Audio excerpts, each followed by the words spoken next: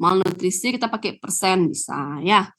Dikali 100 ya. Jadi kalau yang apa namanya yang BMI kan nggak ada kali 100 ya karena bukan persen ya. Oke, ini bisa teman-teman lakukan perhitungan. Jadi timbang berat badannya, kemudian berapa body weight-nya yang ideal sama kali 100%. Nah, ini saya ambil dari S-Pen ya teman-teman ya. Nah, teman-teman ini kelihatan nggak? Saya kan kelihatan ya teman-teman ya. Nah, kalau saya ganti gini kelihatan nggak? Sebentar. Nah, saya kalau ganti gini kelihatan nggak teman-teman? Ini PDF. Terlihat, Ibu. Terlihat, Bu. Terlihat ya. Jadi ini teman-teman bisa pakai apa namanya? Literatur ya teman-temannya, literatur tentang pemberian nutrisi parenteral ya. Jadi teman-teman bisa googling aja ini. Nah, ini taruh WA-nya sudah saya tutup ya. Jadi ntar kalau saya apa namanya teman-teman mau teman-teman WA aja dari Korma gitu mau minta S-Pen Nutrition Guideline gitu. Jadi saya punya beberapa, saya download nih beberapa ya. Nih ada yang hospital nutrition, mikronutrien. Mikronutrien itu misalnya kayak elemen-elemen ya. Jadi misalnya kayak kalsium, zinc gitu ya kebutuhannya. Kemudian yang ini yang untuk intensive care unit, kemudian ada geriatrik, ada liver disease, dan macam-macam banyak sih beberapa udah saya download. Ini kalau ada teman-teman yang terbaru, teman-teman mau download sendiri juga boleh. Gitu ini 2023.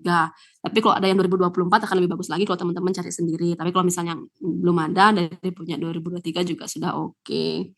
Nah, nanti di sini teman-teman bisa belajar tentang bagaimana sih guideline pemberian nutrisi pada pasien-pasien yang ada di ICU ya, karena kita bahasnya ini adalah intensive care unit ya. Kenapa kita bahas intensive care unit? Karena kebanyakan sediaan terapi parenteral ya, terutama nutrisi memang diberikan untuk orang-orang yang tidak bisa menggunakan atau memasukkan makanan melalui intake per oral.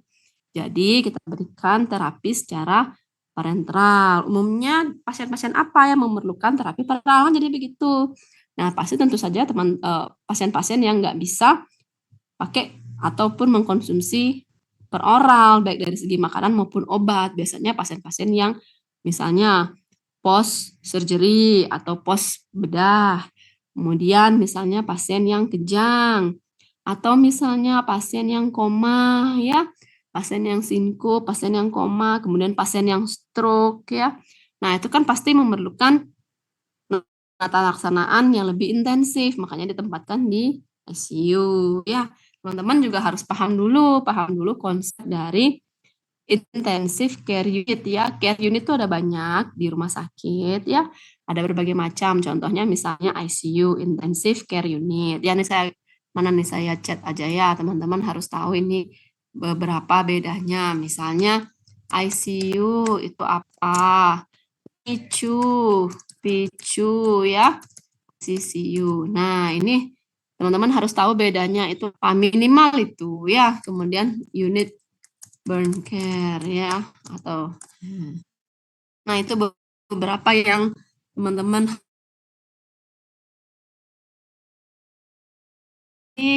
kalau yang NICU untuk pasien seperti apa, PICU untuk pasien seperti apa, kemudian ICCU itu pasien apa. Nah, kalau kita lihat dari klasifikasinya, kalau NICU berarti dia neonatus ya. Neonatus itu berarti usia bayinya berapa tuh kira-kira?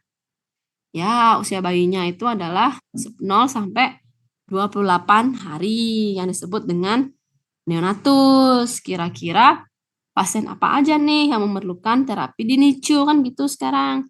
Bayi yang seperti apa misalnya ditaruh di NICU? Misalnya bayi-bayi yang satu lahirnya memang prematur, dia nggak sakit ya, jadi dia nggak sakit, tapi dia berat badan lahirnya rendah bisa jadi atau belum cukup umur untuk dilahirkan. Jadi sebenarnya dia nggak sakit ya, jadi beda sama kondisi sakit. Ya, jadi memang umur dan usia fisiologis dari organ belum matang ya, atau bukan belum matang ini ya, belum matang, belum terbentuk ya, bukan, tapi belum beroptimal, berfungsi secara optimal dalam artian mampu beradaptasi dengan lingkungan atau exposure ya, bukan belum matang, dia belum apa ya, belum dimasak gitu, bukan ya, belum, lain beda ya. Oke. Kemudian lagi, nah apa yang salah satu tanda-tandanya dia fisiologis organnya belum matang. Nah misalnya satu, bayinya apa, misalnya warnanya kuning badannya ya, kuning ya, yellow gitu, yellow, atau orang bilang dengan jaundice ya, jaundice. Apalagi namanya nama lainnya, kalau jaundice itu nama latinnya ya. Kalau nama ininya, nama bahasa Inggrisnya tuh icterus ya. Jadi kuning ya. Sorry, jaundice tuh yang kuning, yang icterus yang ini ya, yang bahasa Latin ya.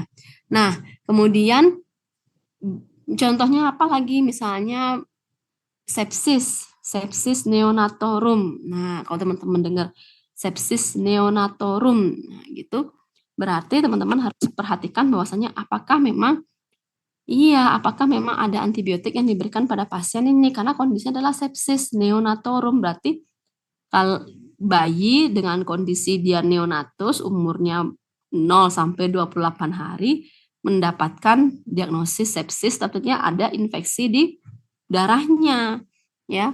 Nah, ada infeksi darah atau bakterimia. Nah, berarti memerlukan suatu antibiotika yang mampu untuk mengcover ya kumannya tadi ya, kuman apa nih yang ada di pasien ya.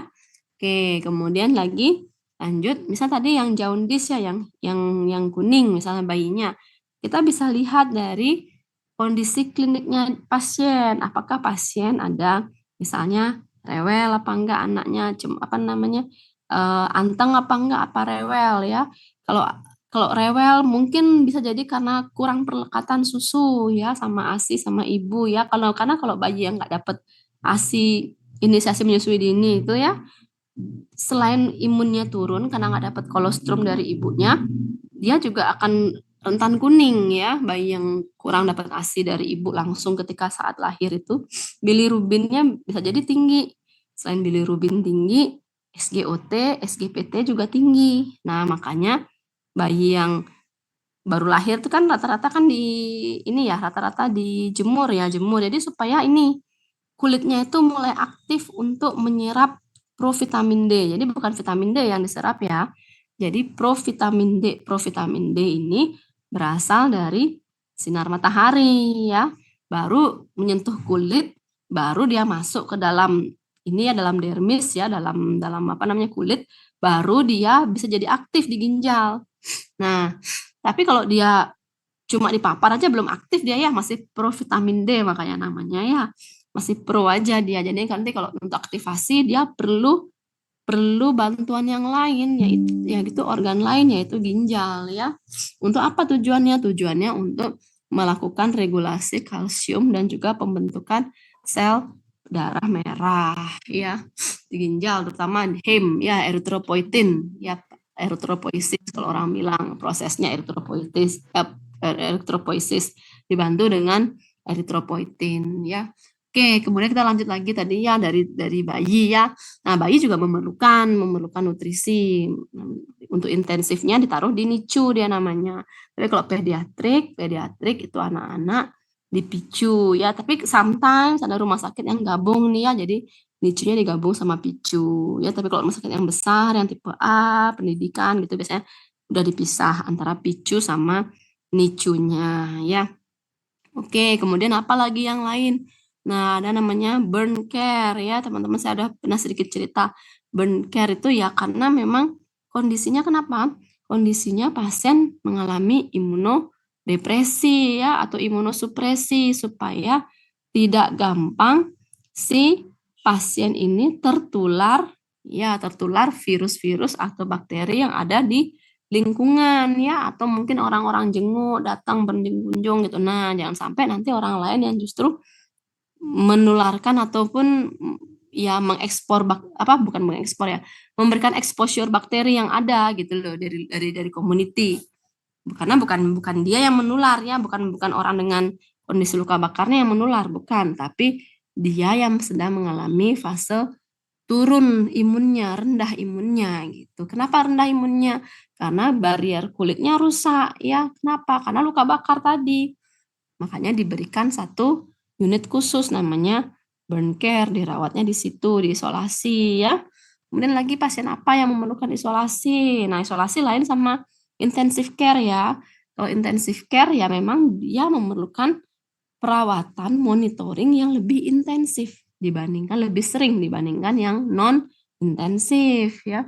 Kalau isolasi, dia diisolasi karena suatu hal yang dapat menyebabkan atau mencetus kontak ataupun transfer transfer infeksi biasanya ya. Misalnya contohnya adalah pasien HIV/AIDS ya, lagi ya pasien HIV/AIDS bukan karena HIV/AIDS-nya menular dengan udara begini ya, bukan.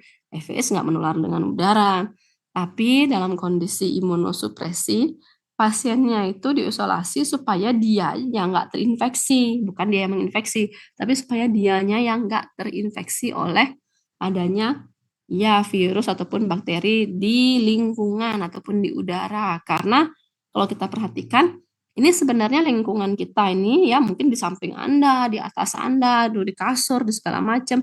Itu tuh sebenarnya banyak banget ada bakteri. Bakteri, jamur, parasit banyak sekali ya. Tapi kenapa kita masih sehat-sehat nih sekarang, masih oke, fine, masih bisa ikut kuliah online, masih bisa rebahan, masih bisa ke mall, masih bisa PKP dan kawan-kawan. Ya karena kita sistem pertahanan tubuhnya bagus ya. Jadi tentara kita masih bagus, masih cukup untuk mengatasi infeksi yang muncul. Nah, tapi kalau virus HIV datang menginfeksi kita gitu ya lewat darah ataupun cairan tubuh gitu. Nah, dia ini akan menyebabkan si yang lain-lain ini si tentara ini akan diam kan ya, akan habis gitu. Kenapa habis? Karena ya dibasmi oleh si virus HIV tadi. Makanya kita bisa lihat dari kadar CD4-nya ketika monitoring CD4-nya misalnya turun kurang dari 200, ini pasiennya udah menimbulkan gejala-gejala biasanya, gejala-gejala AIDS-nya. Tapi kalau misalnya CD4-nya lebih dari 200, biasanya nih kayak normal orang biasa ketemu sama temen gitu, nggak ada tanda-tanda sakit ya. Tapi kalau misalnya dia kurang, jadi nggak bisa hanya dilihat dengan nilai leukosit ya. Kalau HIV/AIDS bisa lihatnya dengan nilai CD4-nya. Nah, biasanya paling paling paling riskan atau paling kelihatan banget gitu. Nah, itu adalah diare ya. Penurunan ini BB dulu. Penurunan BB yang signifikan ya. BB signifikan tanpa sebab turun lebih dari 10% per bulan ya. Kalau teman-teman berat badannya turun 1 kilo gitu misalnya, 1 kilo sebulan gitu, enggak ini ya, itu bukan suatu hal yang buruk ya. Jadi memang wajar turun 1-2 kilo misalnya sebulan gitu tuh, itu bukan lambat ya, tapi itu memang wajar kalau kita orang normal. Ya idealnya kalau misalnya metabolisme tubuhnya masih bagus, 20 ya, under 35, itu rata-rata 1 kilo seminggu itu bisa ya, jadi maksimal 4 kilo sebulan ya. Tapi kalau lebih dari itu jangan ya. Kenapa? Karena fungsi ginjal itu bebannya akan semakin besar karena banyak banget cairan yang harus terfiltrasi. Beban jantung juga akan semakin berat karena denyut pacu jantung itu terus akan lebih cepat berdenyut. Kenapa? Karena mau bakar kalori. Cepet banget dia, akibatnya jadi kardiomegali, bisa kelelahan, blek, itu pingsan bisa. Kalau terlalu over exercise.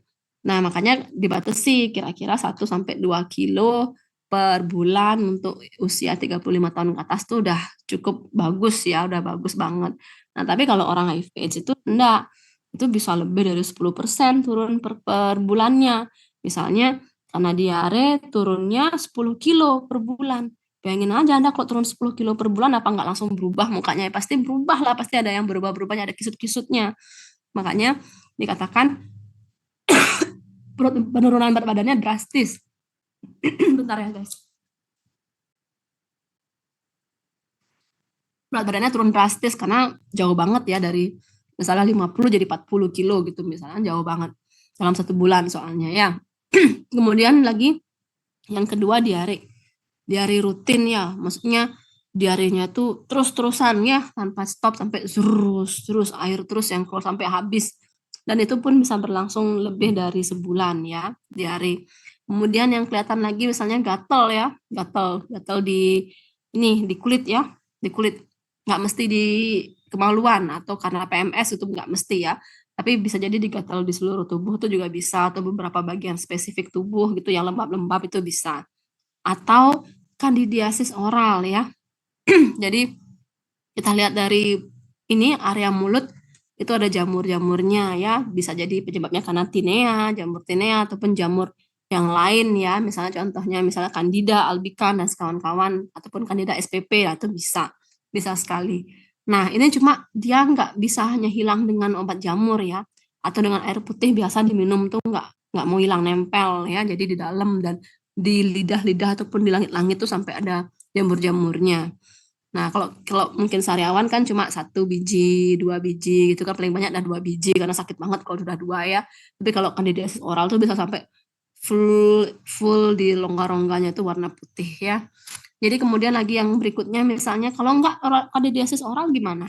Bisa juga orang HIV itu enggak mengalami kandidiasis oral, tapi biasanya juga mengalami ini, apa namanya, jamur yang ada di kepala ya, misalnya ketombe ya. Ketombe tapi ketombenya itu bukan ketombe yang kayak di sampo clear iklan gitu, bukan ya. Jadi ketombenya itu enggak kecil-kecil, enggak yang bintik-bintik serbuk gitu, bukan. Tapi yang besar-besar yang nempel di kulit kepala kayak orang borokan itu loh, kayak anak bayi yang belum bersih waktu lahiran itu loh. Nah, kayak gitu nempelnya. Jadi tebel-tebel dan benar-benar berjamur gitu loh ya, kelihatan kayak hifa-hifanya itu ya. Nah, jadi seperti itu dan itu bisa jadi bopeng ataupun kayak bisul gitu ya di sana di kepala. Biasanya seperti itu yang paling sering. Selain itu ya pasti ada kerusakan-kerusakan fungsi organ yang lain ya lama-lama ya, misalnya infeksi, TB, ya itu pasti ikutan-ikutannya ya. Jadi kalau HIV pasti rata-rata gandeng, kalau di Indonesia ya, gandeng dengan TB ya, karena memang prevalensi TB besar di Indonesia. Pasti gandeng dia rata-rata. Oke, kemudian lagi lanjut ya ini dari clinical nutrition. Jadi kita harus tahu dulu. Nah, makanya namanya orang HIV kan dia pasti berat badannya turun tuh lama-lama. Nah, berarti sometimes kemungkinan ada resiko malnutrisi di situ ya. Oke, teman-teman kita lihat dulu ya. Dari rekomendasinya nih contohnya nih ya. Nah, jadi kita bisa lihat dari ESPEN guideline apakah orang tersebut memang membutuhkan suatu nutrisi enteral atau parenteral gitu ya. Nah, jadi kita harus tahu dulu apa yang disebut dengan nutrisi enteral sama nutrisi parenteral ya. Nah, nanti kita ntar dulu. Sebelum kita masuk ke sini, kita masuk ke sini dulu. Jadi kita harus assess dulu status nutrisinya. Caranya tahu gimana, Bu?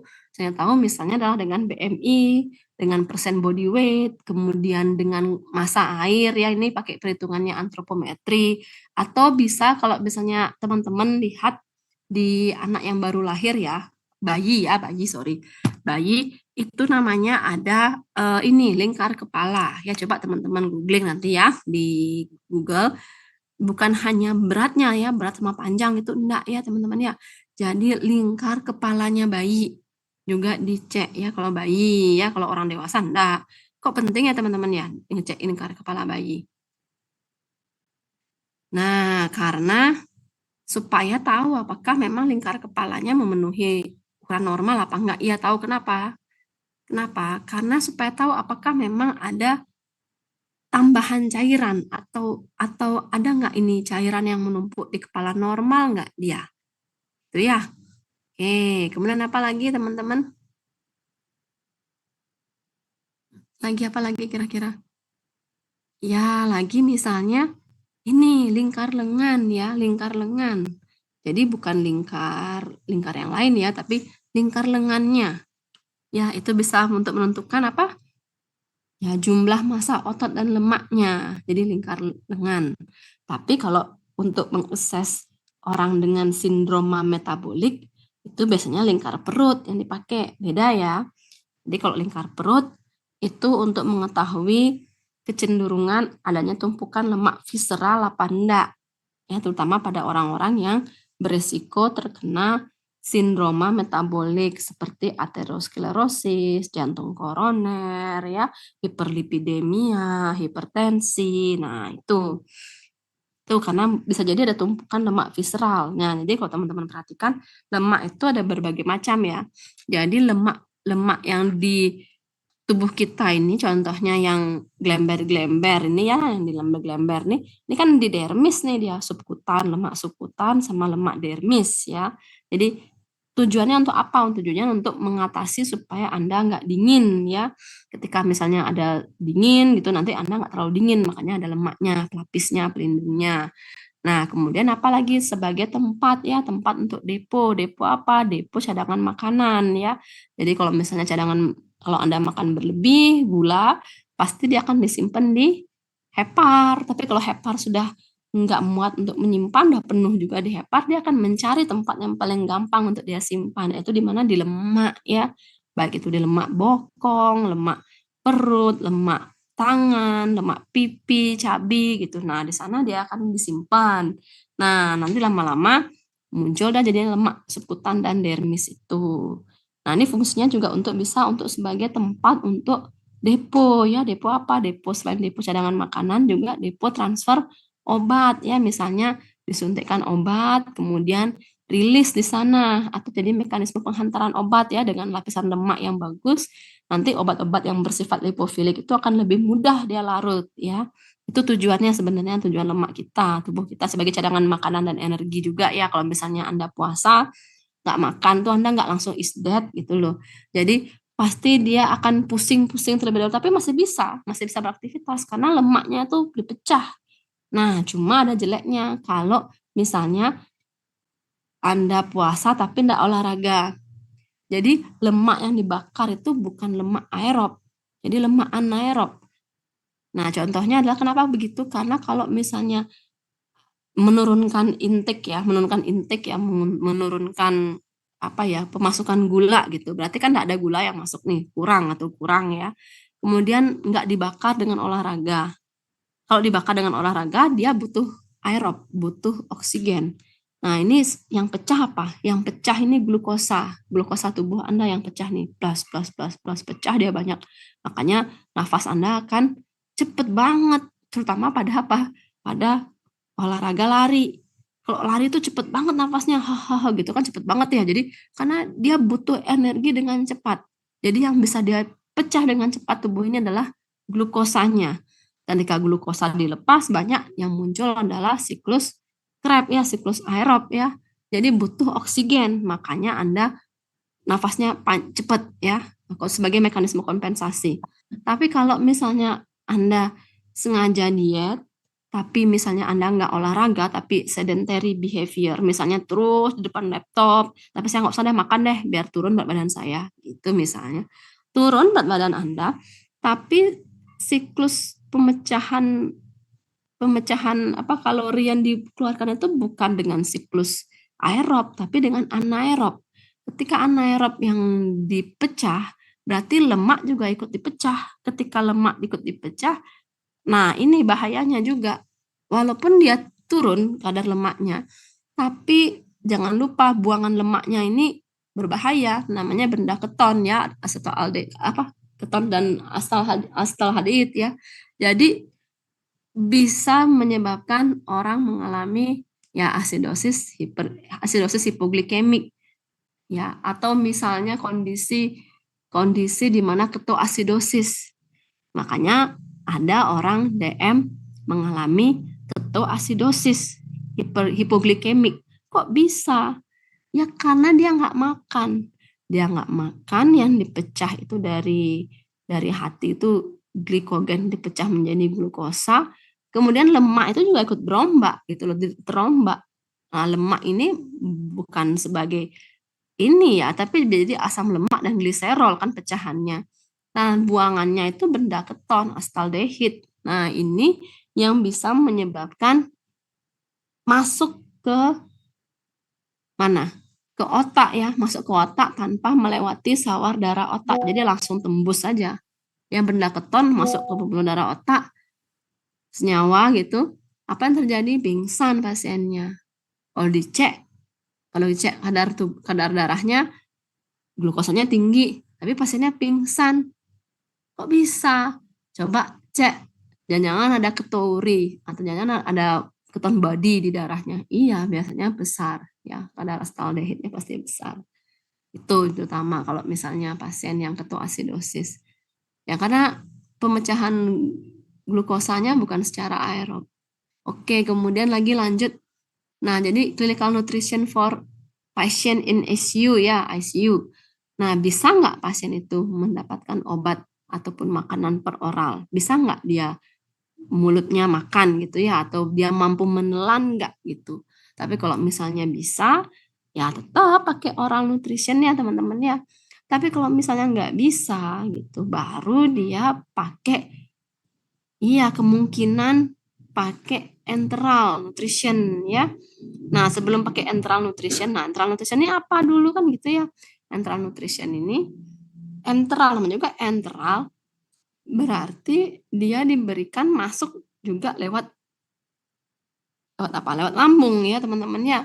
Jadi mungkin bukan per oral, bukan lewat mulut, tapi lewat yang lain, tapi melalui lambung. Nah, apa itu? Misalnya dengan sonde ya. Jadi sonde itu kan dimasukkan ke hidung ya, hidung ke nasofaring itu langsung surat, nanti dia ke ini ke bawah, nanti laring, nanti langsung ke tenggorok kerongkongan, masuk ke esofagus, ke ini kemana namanya, ke lambung ya. Nah itu jadi disonde dia, jadi nggak lewat mulut yang dikunyah-kunyah gitu, enggak. Jadi karena nggak bisa menelan. Kok nggak bisa menelan ya? Misalnya satu kecelakaan, misalnya gegar otak, nervus vagusnya nggak bisa berfungsi, nggak bisa nelan, bisa jadi kan, atau stroke nggak bisa nelan, bisa loh, ya. Nah itu juga menjadi perhatian. Bayi misalnya udah bisa dia langsung menelan, belum tentu, bisa jadi dia cuma menelan beberapa yang seperti air aja. Tapi kalau dia menelan apa namanya bubur kan belum bisa kalau bayi ya. Kecuali bayi 6 bulan gitu mungkin bisa. Tapi kalau bayi baru lahir kan nggak bisa nelan bubur. Karena kan ininya nggak bagus, belum matang pencernaannya ya. Itu contohnya. Nah tadi balik lagi ke bayi tadi ya. Tadi belum selesai tuh tadi.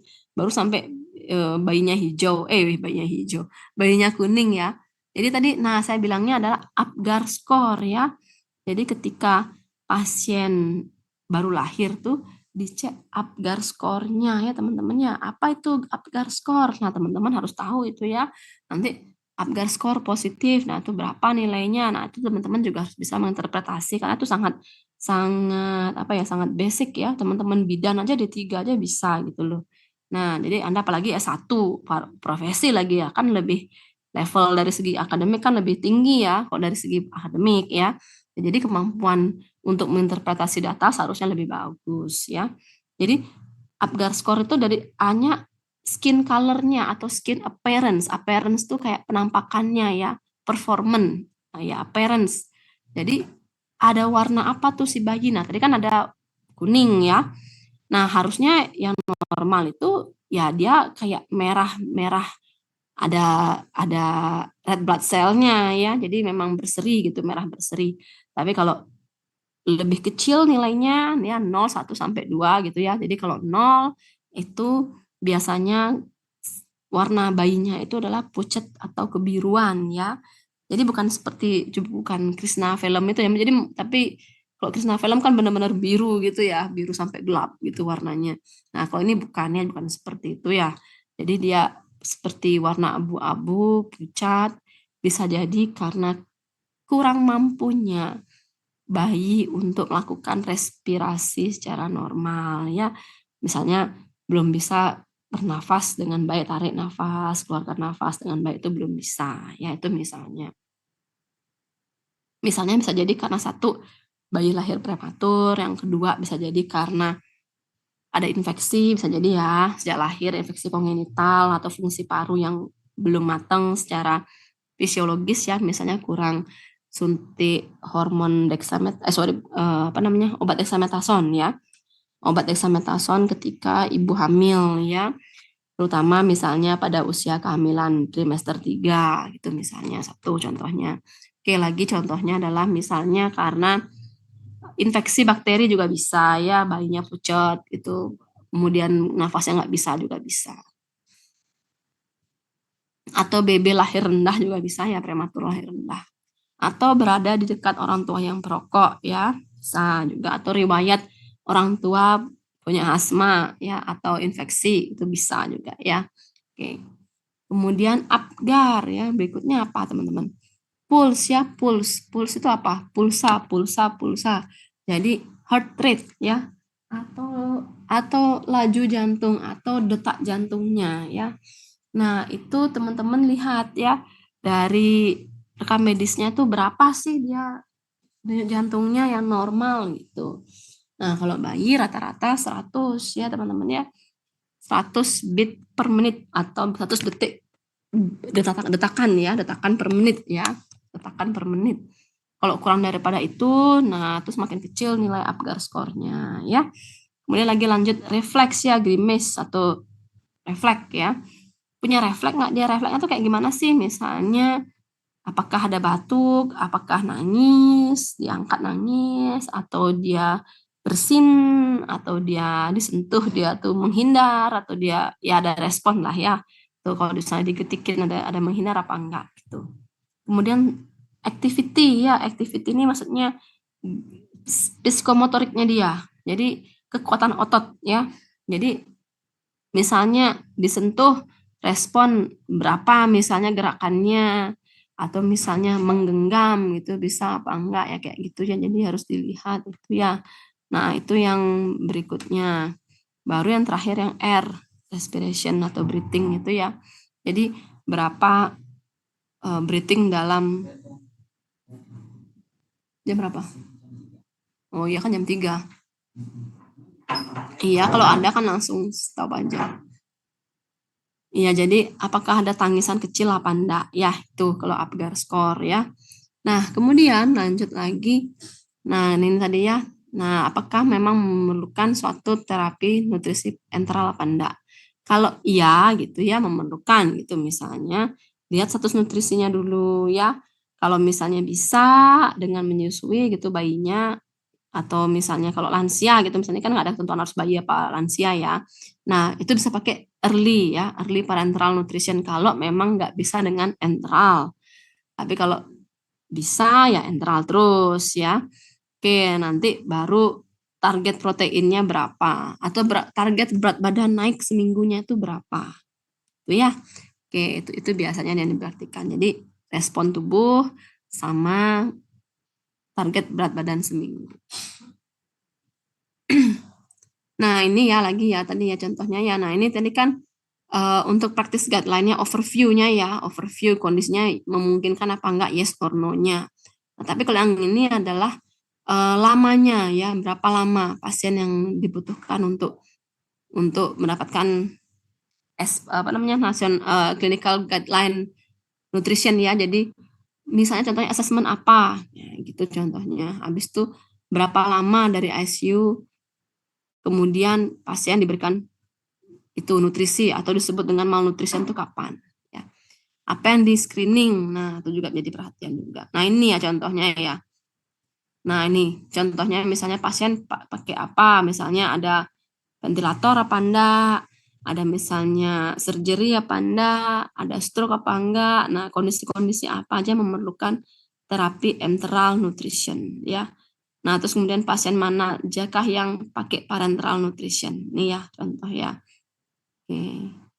Nah, ini bisa dibaca sendiri nih dalam artian misalnya misalnya berapa hari diberikan, misalnya pakai apa dia, pakai infus glukosa apa enggak, apa full lemak aja. Nah, itu bisa. Jadi Anda baca di sini. Kemudian ini yang untuk delay ya, kalau misalnya memang dia punya status malnutrisi atau membutuhkan terapi nutrisi panutan tapi delay ya, delay nggak diberikan pada hari itu gitu misalnya. Kenapa? Misalnya contohnya timbul shock gitu ya, shock anafilaktik atau misalnya hemodinamik yang lain. Nah, itu harus ditangani dulu shocknya ya, ini contohnya ya. Kondisi-kondisi apa di mana terapi nutrisi itu delay, nggak diberikan langsung. Nah, ini contohnya beberapa ya, beberapa kondisi. Nah, ini contohnya untuk yang rutenya ya, better misalnya continuous, jadi IV drip ya, lebih dipilih dibandingkan bolus ya. Nah, teman-teman harus tahu juga nih balik lagi ke farmakokinetiknya, berarti ya ini teman-teman harus tahu apa itu yang disebut dengan IV continue, IV drip gitu ya, IV bolus, itu teman-teman harus tahu ya. Kalau bolus itu artinya sekali injek gitu ya dengan lama durasi adalah 1 sampai 10 menit. Tapi kalau dia continue, nah itu artinya apa? Tuh, drip juga artinya apa? Infus pump juga artinya apa? Ya. Nah, itu teman-teman harus tahu tuh karena pasti itu di rumah sakit tuh ada. Dan bisa jadi di OSC juga ada ya. Maksudnya apa? Anda milih sediaan apa gitu, IV drip apa, IV bolus, yang mana peralatan untuk IV drip, yang mana peralatan untuk IV bolus. Nah, itu bisa jadi itu ada di soal, bisa jadi loh ya, itu ada di soal karena itu keterampilan yang dasar ya. Jadi bisa jadi ada. Oke. Ini contohnya ya. Nah, tadi kan saya bilang target gitu kan ya. Emang berapa sih targetnya? Nah, gitu. Jadi apa yang dicek dan apa yang harus diukur gitu ya. Jadi diukurnya kalori misalnya, ya kita lihat dari kalorimetri ya, tapi nggak bisa dengan hanya penampakan biasa tuh nggak bisa. Atau misalnya dengan saturasi oksigen bisa. Atau misalnya dengan kadar glukosa darah ya bisa. Tapi kalau yang BMI aja nggak mungkin langsung dalam 1 hari langsung berubah BMI gitu ya, nggak mungkin ya. Jadi mungkin 1 bulan prosesnya baru kelihatan perubahan berat badan ya. Tuh kalau kalau berat badan ya. Oke. Nah, ini contohnya apa aja sih komponen-komponen yang diberikan ya teman-teman ya. Komponen yang diberikan misalnya substrat ya. Nah, itu teman-teman bisa lihat contohnya misalnya glukos, lipids ya. Kemudian apalagi glutamin ya, glutamin. Misalnya glutamin untuk apa? Untuk mempercepat penyembuhan dan juga revaskularisasi jaringan ya. Terutama pada orang-orang misalnya dengan kondisi critically illness dalam artian misalnya luka bakar ya kayak gitu ya, jadi juga perlu dipertimbangkan. Kemudian fish oil omega ya membantu dari mencegah agregasi platelet ya sama untuk mencegah hiperlipidemia. Bukan berarti agregasi platelet yang mengencerkan darah ya, bukan ya. Tapi ketika pasien dengan asetosal diberikan fish omega, nah itu resiko bleedingnya akan semakin besar. Jadi dia tujuannya adalah mencegah agregat platelet itu jangan sampai dia makin nempel di pembuluh darah Anda. Jadi biar pembuluh darah Anda tuh licin terus. Nah, itu tujuannya sebenarnya fish omega ya. Ya, tapi kalau yang aspirin asetosal itu dia mencegah agregasi platelet, itulah jangan sampai dia terbentuk agregat plateletnya dan supaya lisis. Jadi platelet yang sudah terbentuk beragregat itu lisis. Nah, itu beda. Jadi beda banget. Kalau yang fish oil ini lebih menjaga intak dari pembuluh darah ya. Kalau yang aspirin asetosal itu adalah dia memang untuk mengencerkan darah kalau orang awam bilang ya, karena mencegah agregasi platelet sama mencegah bekuan darah itu jangan sampai makin banyak jadi dilisis sama dia. Dan kalau mikronutrien lain misalnya contohnya adalah zinc ya, zinc, vitamin D, kemudian kalsium. Nah, ini zinc ini perlu terutama pada orang-orang dengan kondisi diare ya, baik itu diare akut maupun diare kronik. Jadi pada orang-orang dengan diare itu kan loss cairan tubuh ya besar ya. Misalnya ya tadi air ya, selain air misalnya natrium, kalium juga keluar. Habis itu tadi apalagi juga saya bilang ya zinc juga akan keluar. Nah, tujuannya zinc ini sebenarnya apa? Tujuannya zinc ini sebenarnya adalah dia untuk membantu agar fili-fili usus Anda itu nggak gampang teriritasi, nggak gampang hancur, nggak gampang mati ataupun gampang rusak oleh karena adanya infeksi virus ya. Karena kalau infeksi itu dia menyebabkan si fili-fili tubuh kita ini ya di usus itu berkurang dari segi fungsi fisiologisnya, efektivitasnya. Jadi yang nangkep si bakteri ini nggak bisa berjalan dengan baik, bekerja dengan baik. Itu makanya oleh zinc diperbaiki. Nah, kalau zaman dulu nggak ada rekomendasi zinc ini. Jadi kalau orang diare paling dikasihnya anti diare, rehidrasi cairan dulu ya. Rehidrasi cairan dulu, kemudian dia diberikan anti diare misalnya ya, jika diarenya sudah diketahui kausanya, ya itu aja udah cukup. Tapi kalau sekarang ditambahkan dengan zinc ya, zinc. Fe juga termasuk di sini mikronutrients ya, contohnya pada orang-orang dengan kondisi anemia ataupun dengan CKD. Tapi kalau CKD terus-terusan dikasih Fe juga nggak bagus ya, karena memang bukan karena dia kekurangan Fe, tapi dia karena memang dia dari segi erythropoiesisnya aja sudah rusak ya. Jadi kalau mau ditambahin Fe terus-terusan, justru yang terjadi adalah akumulasi Fe dalam tubuh. Nah, dan itu toksin pada tubuh. Tuh, jadi penyebabnya bukan karena dia kekurangan Fe, tapi karena sistem ginjalnya juga sudah rusak. Jadi erythropoiesis juga rusak gitu tuh ininya. Apa namanya penyebabnya? Nah, vitamin D ya. Vitamin D ini relate dengan kondisi imunosupresi. Kondisi imunosupresi ini misalnya pada pasien-pasien yang infeksi ya, misalnya pasien HIV/AIDS, pasien infeksi virus ya seperti misalnya COVID-19. Nah, ini juga rentan ya. Rentan apa? Rentan lebih severe pada orang-orang yang tidak mengkonsumsi vitamin D dibandingkan dengan mengkonsumsi vitamin D. Caranya ngecek gimana? Caranya ngecek adalah ukur kadar vitamin D-nya ya. Jadi kalsitriolnya juga diukur, kalsium juga diukur, kadar vitamin D juga diukur dalam darah tuh bisa ya. Jadi kelihatan defisiensi vitamin D apa enggak. Karena rata-rata kalau asupan vitamin D itu ada yang 200, ada yang 400 gitu ya, 400 unit itu misalnya untuk per hari. Tapi kalau anak-anak biasanya kurang ya. Jadi bukan karena dari sinar matahari aja ya. Kalau sinar matahari itulah provitamin D, bukan vitamin D yang memang kita butuhkan. Oke, ada pertanyaan dulu dari sini belum ya? Kalau belum kita lanjutkan lagi. Ini kalau sambil makan minum boleh ya kalau di kelas saya ya, soalnya saya kalau nggak minum. Nah, ini keterangan-keterangannya tadi nih ya. Nah, ini keterangan-keterangannya nih. Nanti teman-teman baca sendiri tuh. Dari penjelasan-penjelasannya ini intubasi itu maksudnya dia yang kalau yang non intubasi ya yang biasa ya, tapi kalau yang intubasi itu dia pakai dicol gitu ya, nah ininya lehernya tuh dicoblos gitu ya. Yang ditambahkan apa namanya alat bantu ya supaya bisa nafas. Nah, ini special case-nya itu maksudnya adalah kondisi-kondisi di mana memerlukan terapi nutrisi nutrisi enteral maupun parenteral gitu pada kondisi khusus yang infeksi ya seringnya nih.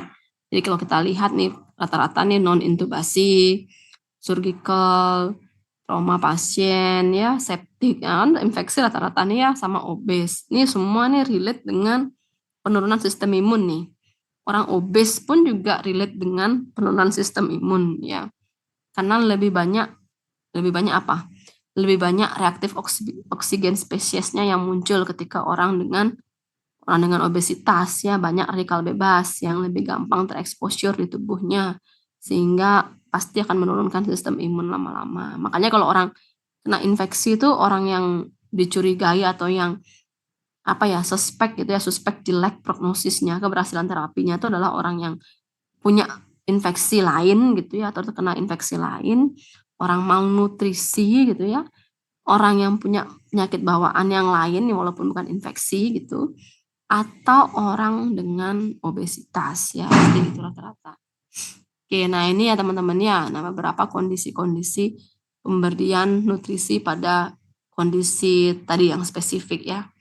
Oke, ini juga sama ini ya, monitoring. Nah, apa sih yang teman-teman monitoring? Sebenarnya satu satu PDF ini kita udah bisa belajar satu kuliah ya sebenarnya dari aspek pemilihan, dari aspek indikasi, dari aspek apa yang diberikan sediaannya, kemudian dari aspek monitoring. Nah, itu sebenarnya satu guideline ini aja sudah cukup ya menurut saya ya. Kalau teman-teman perlu tambahan yang lain ya silahkan aja. Misal contoh berapa sih kadar glukosanya yang harus diberikan berapa mili gitu, misalnya berapa persentasenya, nah itu bisa tambahannya. Tapi itu lebih ke monografi aja, misalnya kayak AFS berapa kadar dextrose D4W, kemudian D5W yang perlu, nah kayak gitu.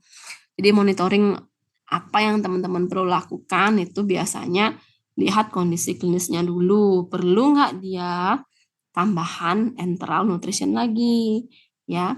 Ataukah memang enggak? Jadi refeeding apa enggak, ya? Kalau misalnya perlu, nah berarti teman-teman juga harus lihat selain hemodinamiknya, teman-teman lihat ya, misalnya hemodinamiknya apa contohnya? Ya misalnya blood gas analysis ya, misalnya analisis gas darah ya. Teman-teman lihat saturasi oksigennya, teman-teman lihat kadar natrium kaliumnya dalam darah. Oke, teman-teman lihat juga air ya, volume urinnya gitu ya. Dia normal nggak nih keluar intake, misalnya intake-nya 1000, kok volume urinnya cuma 10. Nah, teman-teman harus curiga nih apakah memang dia segitu menghasilkan urin dalam sehari cuma 10 mili atau memang dia nggak kecatat aja urinnya hilang gitu, maksudnya pipis tapi nggak dicatat. Nah, bisa jadi gitu ya.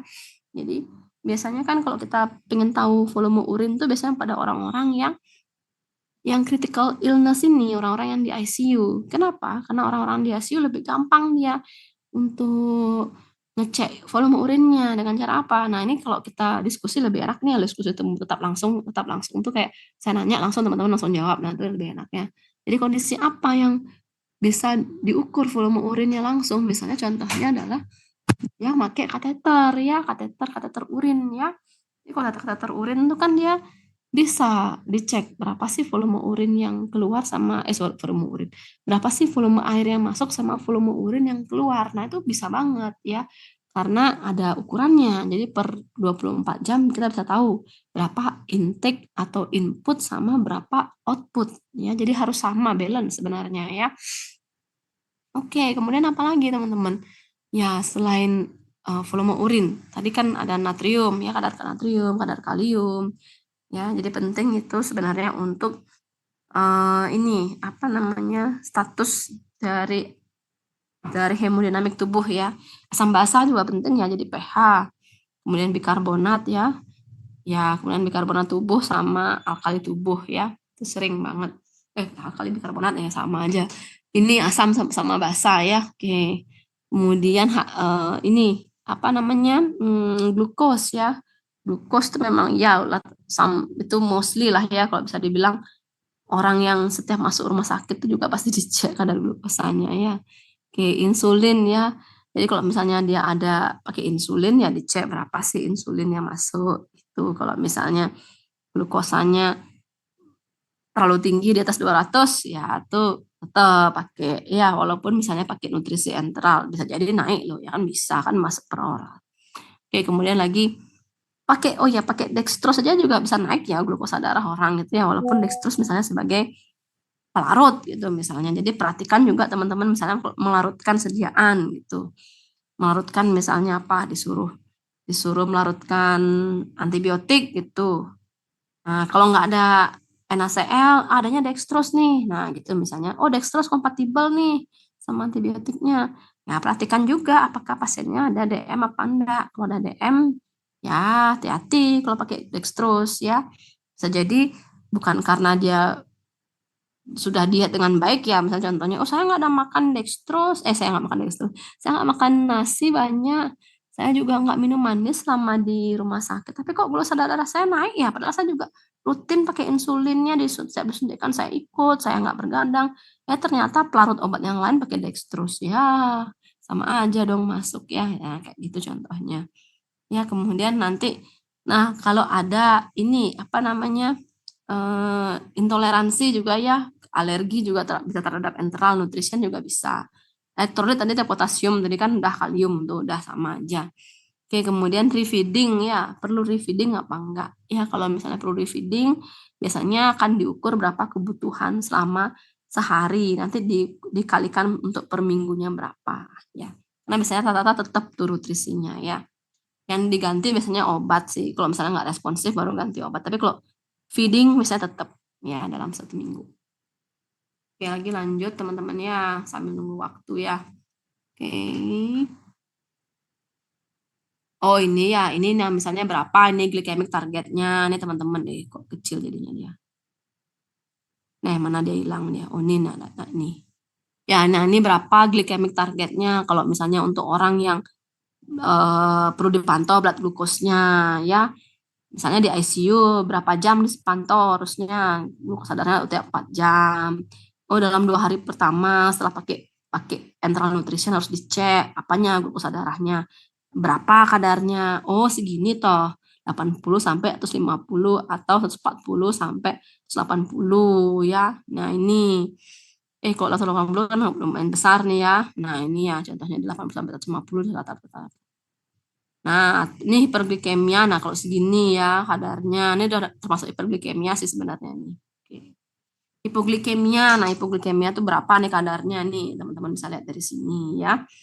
Oke, insulin berapa, kapan pakai insulin, starting insulin itu kapan ya. Nah, nih. Ya nih teman-teman baca sendiri dulu nih nanti ya. Nah, ini kan banyak ini ada nih. Nah, baca dulu tuh apa yang disebut dengan sepsis, kemudian GRV ini apa ya. Nah, enteral feeding harus di-delay ketika GRV di atas 500 ml per 6 hour. Apa nih GRV? Nah, teman-teman cari dulu apa ya. Kalau misalnya sepsis ya dipakai prokinetik, apa itu prokinetik metoclopramid ya, teman-teman cari sendiri itu ya, prokinetik itu apa? Kalau kok bisa dia pakai sebagai prokinetik. Nah, itu ya. Terutama untuk pasien-pasien yang intoleran ya, intoleran terhadap enteral feeding. Ya, refeeding apa aja nih? Nah, refeeding itu apa contohnya? Nah, itu bisa ya teman-teman ya baca dari sini ya. Oke. Oke, dari sini teman-teman ada tanya dulu enggak ya? Enggak ada, kita stop dulu 3 menitan ya. Saya mau minum dulu sebentar aja.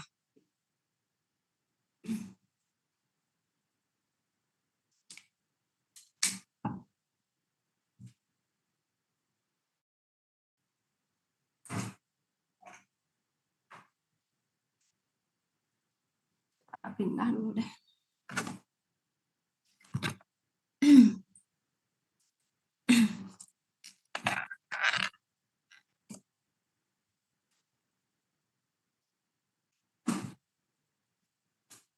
Aku pindah ke sini aja.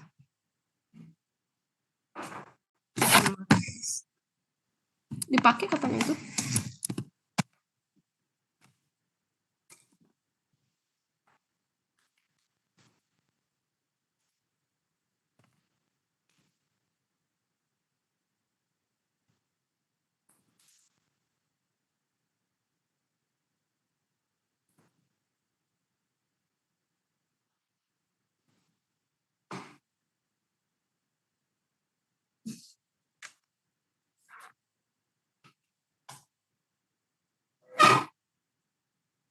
Alright, kalau nggak ada pertanyaan kita lanjut ke sini teman-teman ya. Nah, ini. Alright, jadi tadi kita sudah belajar coba dengan expand guideline ya. Jadi ini sebenarnya mirip-mirip juga. Kedengeran ya Mas ya, suara saya nggak nge-lag ya teman-teman ya. Kedengaran juga. Saya ganti tempat soalnya. Oke, nah ini ya, jadi dicek dulu fungsi dari GI tract-nya bisa apa enggak, masih bagus apa enggak. Jadi teman-teman kalau mengukur motilitas usus itu dengan cara apa teman-teman? Nah, sama seperti teman-teman melihat teman-teman yang pasien yang baru habis operasi ya. Kan orang habis operasi itu nggak boleh langsung makan ya. Jadi nunggu dulu, nunggu apa nih dia nih? Nunggu waktu selesai puasa ya. Kemudian apalagi waktu kapan motilitas ususnya berjalan ya.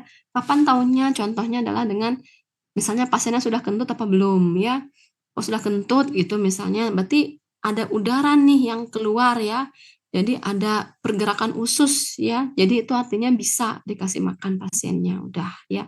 Makanya kan kadang nunggu gimana udah kentut apa belum pasiennya. Nah, gimana udah bisa pup nggak pasiennya. Nah, itu penting juga tuh. Jadi kalau bisa pup udah bisa kentut tuh biasanya boleh diberikan terapi ya. Kalau terapi parenteral tuh nggak pakai nunggu motilitas motilitas GI tract ya. Karena dia kan langsung dari parenteral. Tapi kalau enteral pakai ya nunggu dari fungsional GI tract ya. Oke. Kalau yang enteral nggak usah. Pertama untuk orang yang tadi itu diare, kemudian orang yang malnutrisi gitu ya, cacingan lama atau malnutrisi karena apa?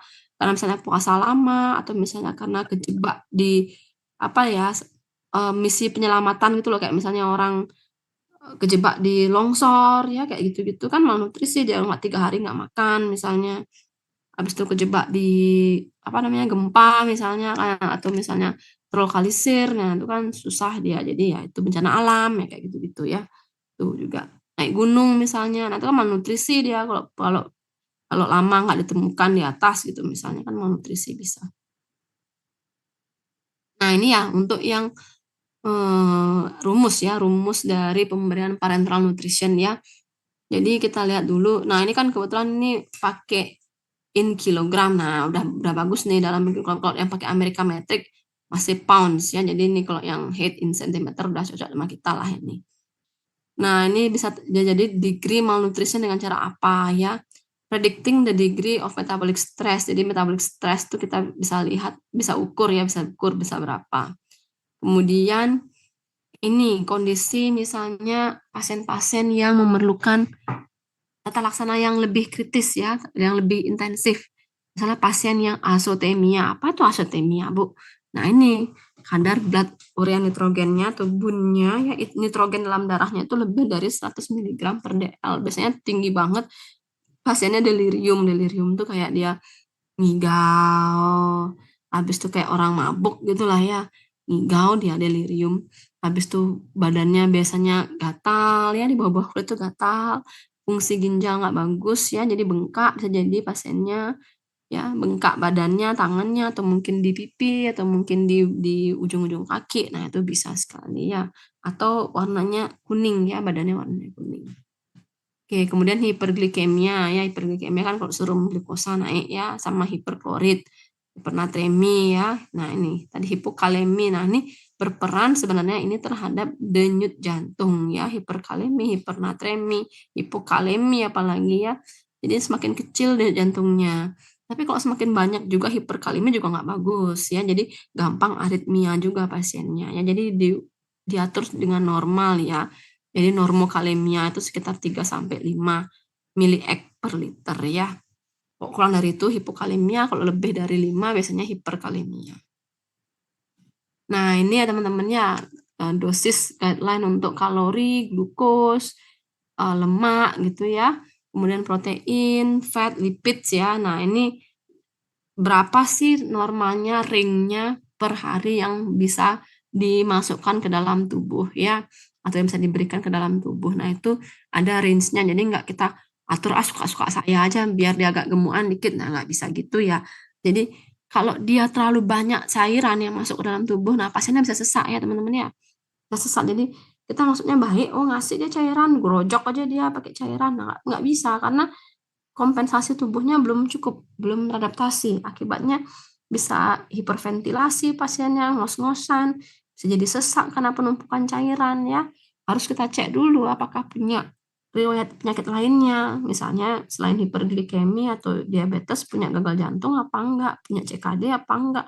Karena kalau CKD itu pasien CKD itu nggak bisa kita sembarangan banyakin aja minum biar sembuh ginjalnya, nggak bisa ya teman-teman ya. Ginjalnya udah punya kapasitas tertentu untuk menfilter. Jadi kalau masuknya 500 ya keluaran juga 500. Kalau teman-teman kasih 1000, kasih 2 liter gitu, kasih apa namanya kayak zaman now hidup sehat tuh nggak bisa dia minum 2 liter, bengkak dia, sesek dia pasiennya. Gitu. Jadi nggak selalu banyak minum itu juga baik ya untuk tertentu, untuk pasien-pasien tertentu. Contohnya gagal ginjal, ya memang dia dibatasi sehari hanya 500 mili.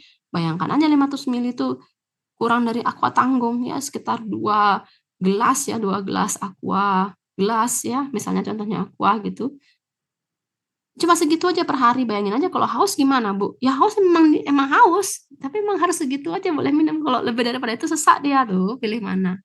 Susah ya, makanya rata-rata memang harus cuci darah gitu ya, supaya nggak gampang sesak. Kalau sesak itu bisa jadi karena penumpukan cairan ataupun penumpukan dari urea nitrogen ya. Tuh. Kalori, glukos, fat, protein tadi ya sudah saya bilang ya, dosisnya berapa, maksimumnya berapa. Jadi ada ketentuan maksimumnya. Kemudian consideration atau syarat-syarat lainnya yang spesifik ya. Contohnya kalau obesitas, nah kayak gimana? Kalau critically ill ya, Atau kemudian kalau, ini, apa namanya, orang dengan diabetes ya, berapa tuh, boleh dikasih gula tapi jangan sampai dia tinggi banget jadinya, jadi kayak hiperglikemia lagi kan rugi ya. Oke, kemudian renal failure tuh kayak gagal ginjal gitu ya, gagal ginjal. Kalau yang orang yang nggak dialisis tuh jangan banyak-banyak protein ya, nggak boleh. Justru kalau orang dengan gagal ginjal tuh nggak boleh banyak-banyak makan daging tuh juga nggak boleh juga dia makan makan banyak daging ya, protein, asam amino, minuman-minuman gym itu loh ya, susu-susu gym, bukan saya mendiskreditkan minuman gym ya, bukan ya, tapi itu semua tinggi protein loh ya. Kalau misalnya Anda sedentary behavior, gerakannya lempe biasa aja gitu, kayak saya misalnya duduk lama kayak gitu, jangan minum minuman yang berprotein tinggi, nanti ginjalnya berat bebannya ya.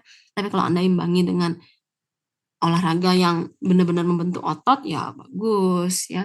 Tapi kalau enggak, waduh jangan coba-coba deh minum itu, beban ginjalnya besar ya.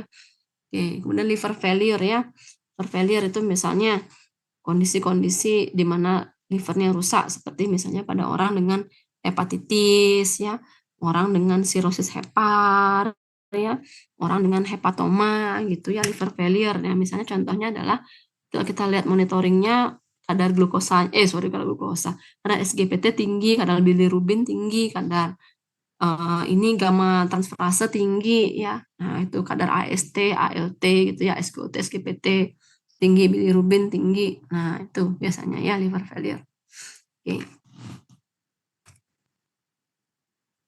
Nah, ini ya kalau overfeeding itu kayak gimana jadinya? Nah, kan boleh nggak saya kasih aja grojok aja air dia air gula gitu misalnya. Grojok aja dia protein kan dia malnutrisi. Nggak bisa ya. Jadi tubuh itu juga punya mekanisme kompensasi. Kalau protein terlalu banyak, nah apa yang terjadi tuh? Nah, itu ada bacaan impair renal function ya, acidosis. Kalau fat kebanyakan gimana? Ya, kalau fat apalagi kalau kebanyakan ya pasti jelas banyak lemak ya, naik serum trigliseridanya ya. Kemudian, nah alter alter immunologic function, jadi memang turun immunologic functionnya atau fungsi imunologi pas turun pada orang-orang yang obes ya.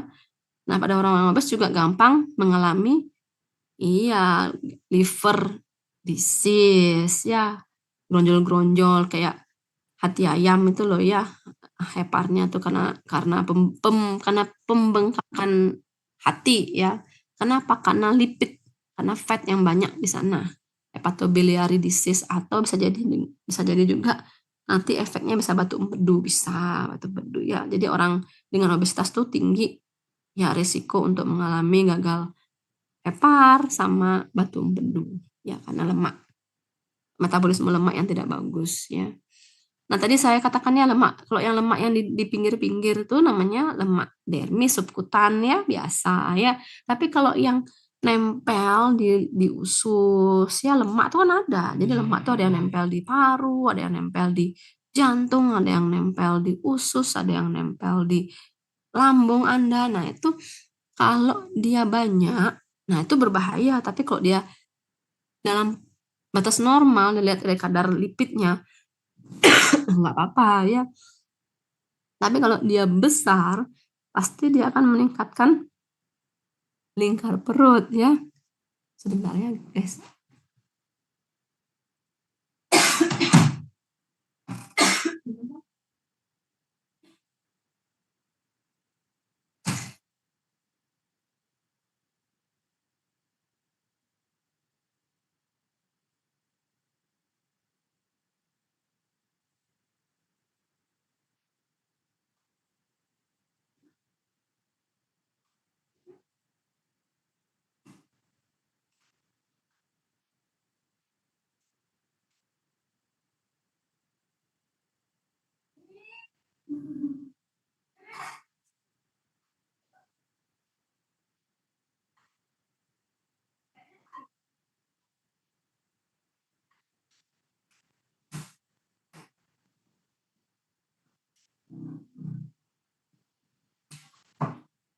Nah, itu enggak.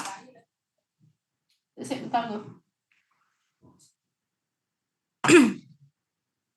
Oke ya tak ini tak jeda. Nah, ini tadi ya guys ya. Hepatobiliary disease ya. Jadi kalau yang lemak yang di pinggir-pinggir itu kan lemak suputan. Tapi kalau lemak yang lebih di dalam lagi itu namanya lemak visceral ya. Jadi lemak visceral itu yang membuat bapak-bapak tuh perutnya buncit. Karena lemak visceral tuh dia nggak bisa Anda cutting-cutting dengan jalan kaki di renon gitu biasa gitu, nggak bisa ya.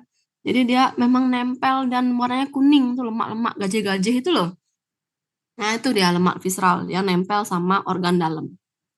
Makanya kalau itu tinggi, lingkar pinggang tinggi, gampang gampang mengalami sindrom metabolik ya pasiennya ya. Contoh-contohnya adalah dengan hiperlipidemia. Oke, lanjut ya. Hiperglikemia. Ya, jadi besar juga tuh serum glukose kan ini kan standar nih sama kayak teman-teman kemarin belajar diabetes. Nah, kalau CO2 produksinya tinggi teman-teman ya, jadi ventilasinya apa? Cepet ya. Nah, kalau cepet gimana? Sosok pasiennya RR-nya pasti tinggi. Kalau kalori liver ya karena kan kalori kalau kelebihan disimpannya di liver memang jadi glikogen ya. Teman-teman bisa lihat dari ini. Dari ALT, serum AST, serum apalagi ya, bilirubin ya, hepatomegali itu besar nggak heparnya. Jadi dari ukuran livernya ya. Kolestasis kecenderungan untuk batu berdu ya teman-teman ya. Yang ini untuk yang mikronutrien ya, tadi kan bilang mikronutrien gitu aja. Jadi yang ini untuk yang guideline mikronutriennya. Jadi teman-teman lihat di sana paling penting ya biasanya natrium, kalium, kalsium, magnesium. Tapi jarang sih kalau magnesium. Na sama K seringnya.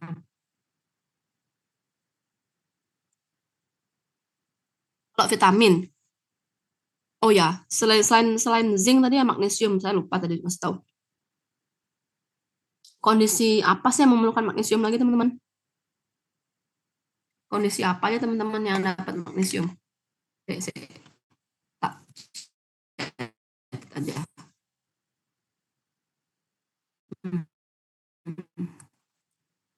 Mari kita santai ya. Kondisi gawat darurat apa yang memerlukan itu coba teman-teman. Unstable.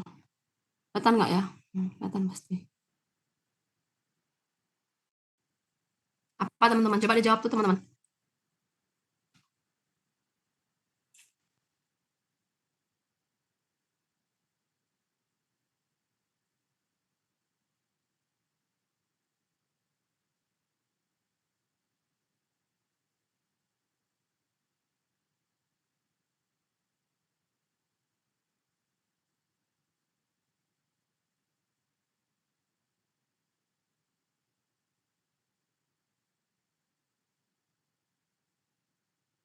Ini siapa guys?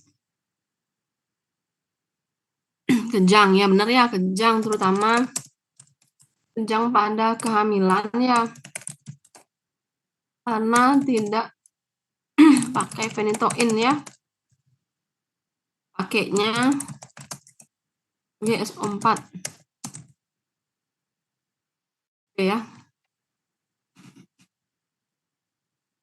Bukan cuma karena dia eklamsi ya, jadi kejang yang nggak bisa, termasuk juga kejang yang alergi ataupun kontraindikasi dengan phenytoin ya atau phenobarbital atau asam valproat, itu pakainya MGSO4 ya. Tapi kalau MGSO4 ini kenapa pada ibu hamil sering karena dia tidak berbahaya pada janin gitu sebenarnya ya.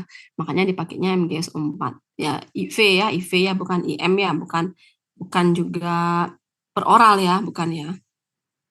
Oke, tapi kalau yang kalium ini per injeksi ya, infus kalium ya, KCL ya. KCL.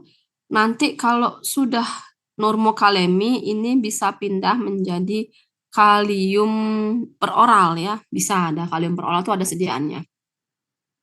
Jadi kalau dia hipokalemi atau hiperkalemi, kalau hipokalemi diatasi dengan ya infus KCL, tapi kalau hiperkalemi itu masuk ya insulin sama dextrose.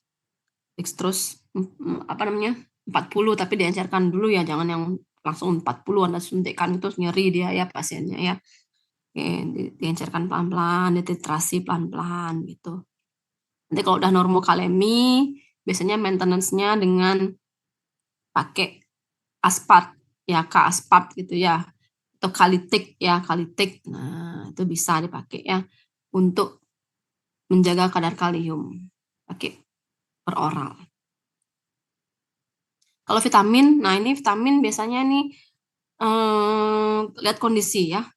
Karena sometimes asam amino itu udah mengandung asam amino yang protein itu udah cukup, kecuali misalnya ada defisiensi misalnya vitamin baru injeksi. Misalnya masih lemas kayak gitu ya pakai cyanocobalamin gitu ya B12 atau misalnya gangguan neurologis ya. Contohnya kayak misalnya neuropati ya, kok bebal rasanya kaki saya nih nggak rasa apa, kesemutan, nah itu bisa. Terus kemudian ada vitamin-vitamin yang larut air ya. Jadi bisa diberikan dengan pelarut NaCl. Tapi ada juga yang enggak. Namanya yang BC kan nggak ada di sini nih. Ini yang larut lemak semua nih. Ya. Kalau yang ini vitamin B. Kalau yang ini yang nggak larut lemak. Sorry nggak larut air. Kalau yang ini folic acid ini 600 umum nih pada ibu hamil bisa 400 sampai 1000. Kalau bayinya 2 atau multigravida gitu ya, atau lebih gitu, bayinya kembar gitu, biasanya di atas 600 ya, 800 sampai 1000, 1200 ya maksimal ya per hari.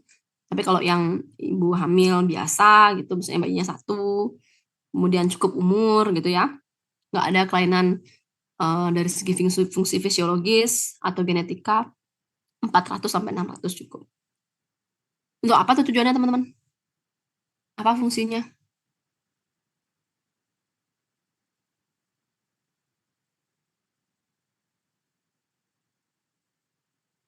Nih,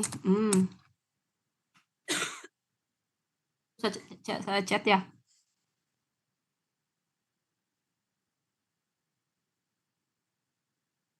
Suplemen asam folat apa aja fungsinya? Kan apoteker nih. Teman-teman apa aja?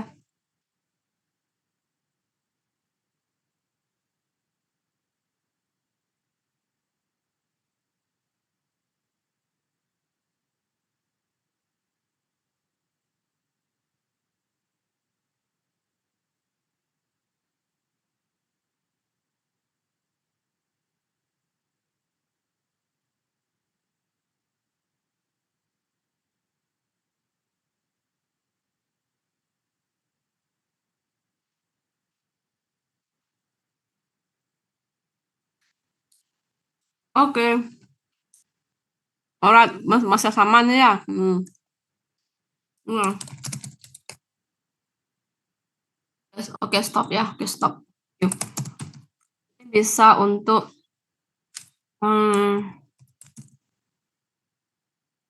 mencegah neural tube defect ya.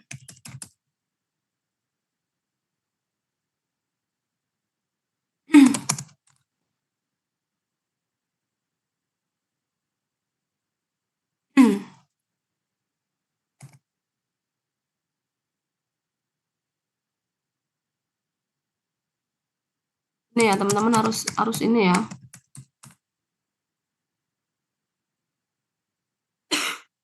Jadi nggak cuma hanya untuk anemia sama ini ya, sama apa ya, pelindungan DNA. Ini bukan pelindungan juga sih, pembentukan ya justru ya, pembentukan karena dia bahan dasar protein ya, asam folat itu bahan dasar protein ya.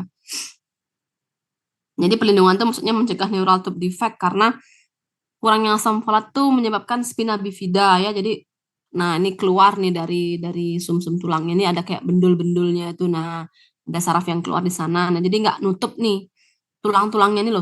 Ini sumsum Anda ini kan ada sarafnya tuh. Kan ada tulang belakang nih. Nah, tulang belakang tuh kan isi sumsum. Itu tulang belakangnya tuh nggak nutup dengan sempurna. Jadi kebuka dia, jadinya lembek nih sumsumnya tuh bisa keluar dia nonjol. toeng gitu, dia lembek dia gitu loh. Nah, di sana di daerah spina bifida ini jadinya bundul dia. Kok dia bendul gitu, kemungkinan ya neural tube defect, gangguan pertumbuhan ya, pertumbuhan tumbuh kembang. Kemudian anemia defisiensi asam folat juga bisa ya teman-teman ya. Jadi karena anemia tuh nggak cuma hanya disebabkan karena kekurangan dari darah eritrosit ya, bukan hanya dengan FE ya, tapi karena asam folat juga bisa. Atau vitamin B12 juga bisa. Kemudian sama esonya methotrexate itu orang-orang yang pakai methotrexate, MTX ya kalau orang bilang, MTX pada pasien cancer ya, atau pasien dengan autoimun, misalnya kayak apa, multiple sclerosis, rheumatoid arthritis itu kan pakai MTX ya rata-rata ya. Nah, itu turun defisiensi asam folat. Makanya dipakai tambahan suplemen asam folat karena pasti akan turun pada sekitar setelah hari kelima, atau pasti dia turun defisiensi asam folat yang drastis banget, jelek gitu. Jadi anemia pasiennya. Jadi bukan karena dia anemia anemia karena kurang darah gitu, karena ya gitu, bukan ya. Karena dia perdarahan, bukan, tapi karena dia pakai obat MTX-nya. Efek samping dari MTX. Nah, itu teman-teman harus paham itu ya. Kalau siklofosfamid itu efeknya adalah dia nefritis ya, nefritis. Jadi gampang sakit nih di urin, apa namanya, di ureternya tuh kayak orang anyang-anyangan tuh gampang sakit, sama gampang infeksi ya, infeksi kemih ya, saluran kemih ya. Sama di apa namanya, di urinnya tuh bleeding ya, ada bleeding-bleedingnya, ifosfamid, siklofosfamid. Nah, itu juga sering tuh menimbulkan bleeding ya, bleeding di urin. Jadi itu perlu perhatian khusus ya obat-obat yang seperti itu, terutama untuk pasien-pasien yang CA. Kalau vincristin, vinblastin itu golongan golongan Vinca ya, Vinca itu khasnya adalah mual muntahnya yang hebat ya, 80% pasien pasti akan mengalami mual muntah yang banyak gitu, yang hebat gitu ya, ketika kalau nggak pakai premedikasi. Makanya pakainya premedikasi kalau orang-orang yang mau kemoterapi. Premedikasi itu tujuannya adalah mencegah supaya efek sampingnya nggak terlalu besar, baik itu efek samping timbulkan karena resiko mual muntah ataupun efek samping supresi terhadap fungsi-fungsi ya, red blood cell, leukosit, sama trombosit. Ya, karena disupres banget kan, ditekan. Tujuannya adalah apa? Untuk bunuh sel kanker, tapi sel normal kita juga ditekan gitu. Oke, itu ya tadi ya. Oke, lanjut. Nah, ini yang produk ya. Jadi kalau pelabelannya kayak gimana? Pakai aluminium tuh kayak gimana? Nah, jadi harus jelas. Jadi nggak boleh sembarangan ya. Jadi misalnya pakai plastik. Plastiknya tuh ada ketentuannya juga yang kayak gimana grade-nya. Kemudian lapis aluminium lagi ya, ada ya. Terutama misalnya kalau dia sediaan yang nggak tahan dengan cahaya. Walaupun cahaya lampu itu dibungkus tuh, terutama yang golongan yang gampang rusak ya, misalnya kemoterapi itu dibungkus lagi tuh pakai plastik hitam biasanya. Terus elemen juga ya gampang gampang ini, soalnya gampang nggak stabil ya. Ini teman-teman ya, cara teman-teman melakukan practice guideline ya. Kalau mau order PN kayak gimana, parental nutrition kayak gimana, labeling, cara labelnya gimana, kemudian requirement-nya gimana, maksudnya harus kayak gimana tuh pasiennya, berapa kali sehari dapatnya ya, kemudian rutin apa enggak, kemudian screening, compoundingnya, di screening itu apa yang di screen ya. Ini nggak mungkin saya baca satu-satu semua ya, nggak mungkin ya. PN compounding, compounding itu apa aja yang di compounding ya. Sama cara ngecek atau monitoring sediaan. Oke. Ini juga administrasinya pakai apa nih? Pakai administrasinya, maksudnya pemberiannya pakai apa? Pakai kateter, apa misalnya pakai IV line. Nah, itu nih teman-teman harus tahu ini administrationnya. Stability ya. Stability-nya kayak gimana? Ya, kompatibel apa enggak? Itu teman-teman juga harus tahu. Apa teman-teman pakai bukunya? Nah, ini ya jangan lupa ya teman-teman ya.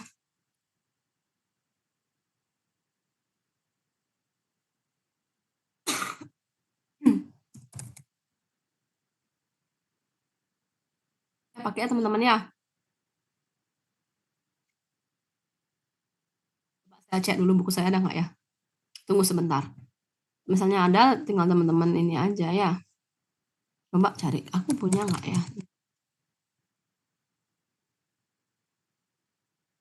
Jangan-jangan nggak yang di laptop ini sebentar. Oh ya, ini ada nih ya. Wah, cuma ini udah lama banget nih. Kalau teman-teman punya yang baru, mending pakai yang baru aja. Tapi kalau nggak ada ya, ya kanggoin lah sama-sama pakai yang lama nih. Nah, ini yang lama, lama banget nih. Zaman zaman dulu bahula ini ya. Tapi ini nggak berubah ini, pasti nggak akan berubah nih ya. Nah, ini contohnya nih. Kelihatan kan ini ya teman-teman ya? Kelihatan. Ya ini contohnya ya. Nah, ini morfin sulfat. eh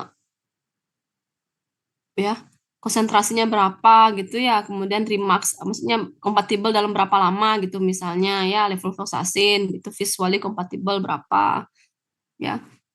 Itu teman-teman kalau bisa sih harus paham sih ya. Oke, drug dalam siring, dalam SPED. Nah, itu teman-teman harus sudah tahu nih. Nah, ini kalau teman-teman belum punya silahkan, tapi kalau sudah punya ya nanti bisa dicek lagi kalau yang terbaru ada. Coba kita lihat lagi yang ini. Wait. Nah, ini juga misalnya nah kalau ini emang lebih gampang ya, jadi lebih gampang kita lihatnya ini dia spam contohnya ya. Hmm, oke, nah ini biasanya coba. Ini pH-nya berapa, stabilnya berapa gitu ya, di sering di SPED itu berapa ya. Di store-nya berapa, disimpan berapa ya. Kemudian berapa konsentrasinya nanti akan hilang dalam berapa persen akan hilang dalam 10 sekian. Nah, itu BUD ya. Nah, itu ya contohnya teman-teman ya. Teman-teman udah ada yang punya ini? Udah ada yang punya buku injectable drug ini? Ada yang belum punya? Nah, ih, belum Bu. Oh ya, boleh lah. Ya, cukup sudah mewakili. Ya, makasih.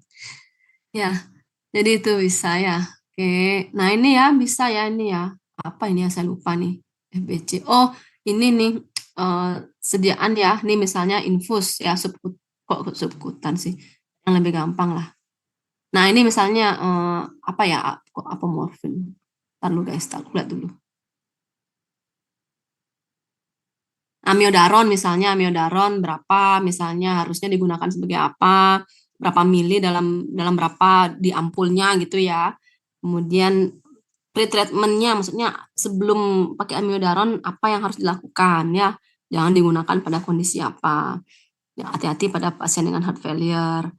Apa yang harus diperiksa ini ya dosisnya untuk aritmia berapa. Kalau infus pertama kali inisial infus namanya ya, kalau subsequent itu adalah maintenance penjagaan ya.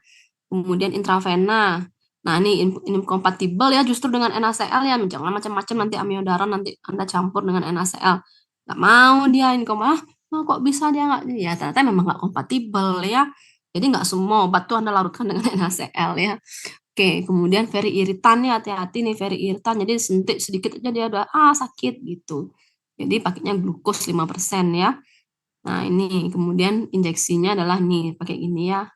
Kemudian ini beberapa karakteristik ya, kompatibel dengan flash solution. Kalau pakai YSAT ini maksudnya adalah YSAT ini yang ini loh, IV line yang satunya nih misalnya obat A di Y-nya ini, satunya lagi obat B di sininya. Ya, jadi ada 2 obat, tapi jadi satu selangnya, makanya namanya Y, ya. Nah, itu bisa tuh diatur tuh kecepatannya, ya yang mana duluan dihabisin, atau mau barengan apa enggak, dikucur, nah itu bisa, ya. Measure apa yang dimonitoring, ya, kalau pakai amiodaron nih ya, kemudian blood pressure, kemudian macam-macam ya, LFT itu liver function test ya. Ini kok TFT itu thyroid function test ya. Ya gampang lah ingatnya. Farmakokinetiknya gimana ya. Kemudian interaksi obat yang signifikan ya. Jadi kalau yang nggak signifikan misalnya mual muntah gitu kan nggak signifikan ya. Nggak usah Anda masuk-masukkan. Tapi kalau yang signifikan aja baru pentingnya ya. Kalau signifikan berarti ada risiko terhadap efek samping obat kemungkinan. Konseling ya. Sama, nah ini beberapa assessment yang perlu dilakukan ya. Oke. Oke, nanti nih kalau ini amoxicillin juga sama nih ya, beberapa nih amoxicillin. Ada amoxicillin ada yang tablet, ada juga yang dry powder ya. Nih kalau yang ini yang bentuknya dry powder nih semua nih ya, 250, 500, 1 gram. Dry powder semuanya karena nggak mungkin dia dalam bentuk larutan, pasti nggak stabil dia. Dia cuma dilarutin kalau mau dipakai aja. Ya. Ini contohnya dia pakai WFI ya. Tuh, contohnya beda-beda ya. Jadi nggak semua pakai NaCl semua, pakai RL semua gitu, pakai dextrose semua, nggak mesti ya. Oke. pH agak basah ya ini ya, pH-nya amoxicillin ya. Oke, ini apa namanya, renal function juga harus dicek nih. Terutama, nggak cuma amoxicillin, terutama kalau pakai vancomycin ataupun golongan aminoglikosida. Diare bisa nggak bisa ya, karena terus-terusan pakai antibiotik bisa diare jadinya pasiennya. Oke ya, nih green, skornya 2, jadi nggak terlalu dangerous atau bukan berbahaya secara toksik, itu bukan nggak ya, tapi perlu tata laksana yang khusus apa enggak. Gitu. Oke, dari ini yang tadi bukunya, nanti saya kasih aja deh nih buku ya, nanti Korma minta aja deh nih bukunya nih. Dan saya ada nih, nah ini lumayan juga bisa Anda pakai belajar nih ya, dioksin misalnya atau apa, bisa ya. Yes, saja dah dulu nih, yes, lagi lanjut. Nah ini contohnya nih ya teman-teman ya. Alright, nah ini contohnya physician ordernya, ingredients-nya gimana. Ini kan dari luar negeri nih saya ambil ya. Tapi kalau yang di Indonesia nggak sampai sedetail ini. Paling order apa, butuh berapa, pelarut apa, nanti gitu ya. Berapa tetes per mili gitu, berapa rate per jam, kayak gitu ya. Kayak ingredients-nya, kemudian per day berapa kebutuhannya, per liter gimana ya. Oke, ini Aspen. Nah, Aspen itu sama kayak Aspen itu ya, mirip ya. Nah, jadi standarisasi untuk sediaan-sediaan parenteral nutrition ya. Nah, ini yang Yeside tadi yang saya bilang itu ya, jadi ada satu obat yang di sini, ada satu obat yang di sampingnya. Nah, ini kalau yang ini bisa nih, contohnya nih apa nih, kalau CC ini artinya kompatibel ya teman-teman ya. Kompatibel, kalau itu berarti yang nggak kompatibel dia diberikan dalam bentuk Yeside. Jadi contohnya misalnya Anda mau karboplatin mau dicampur sama kalsium glukonat. Nah, ini bisa nih ya CC. Ya, kalau 2 in 1 sama 3 in 1 bisa nih ya. Oke. Ya, itu artinya. Tapi dalam 24 jam loh ya. Jadi enggak lebih dari 24 jam. Kalau lebih dari 24 jam mungkin berubah juga ya warna dan juga sedimentasi mungkin juga ada ya. Karena enggak semua larutan, bisa jadi ada yang suspensi. Tapi kalau PN rata-rata larutan ya. Kalau nggak mungkin dia pakai suspensi. Kenapa? Karena dia harus bisa masuk ke bisa masuk ke pembuluh darah. Kalau ada suspensi nanti buntu emboli ya. Tapi kalau dia dry powder gimana? Kalau dry powder juga awalnya kan serbuk, tapi lama-lama itu larutan dia ya, bukan jadi suspensi ya, tapi larutan ya. Misalnya apa amoxicillin, apa tadi yang dry lagi misalnya apa ya? Erythromycin misalnya, stromycin, cephalosporin itu ya semua ya. Kan walaupun dia dry powder tapi kok dikasih larutnya jadi larutan bukan jadi suspensi ya, beda ya. Kalau dia dry syrup baru suspensi. Nah, ini juga nih yang Yeside nih ya, IVPN nih tadi yang depan-depan ya, yang AA sama D, H. Yang ini I sampai T ya terakhir. Kompatibel apa enggak? Oke, dari sini pertanyaan teman-teman. Kita sampai jam berapa nih kuliah teman-teman by the way? Sampai jam 3.40, Ibu. Oke, ada pertanyaan enggak? Nggak apa-apa kalau nggak ada pertanyaan. Sorry. Ini ya teman-teman, kalian tuh harus bisa ya ini ya, tahu aku tak kasih tahu lagi satu. Wait.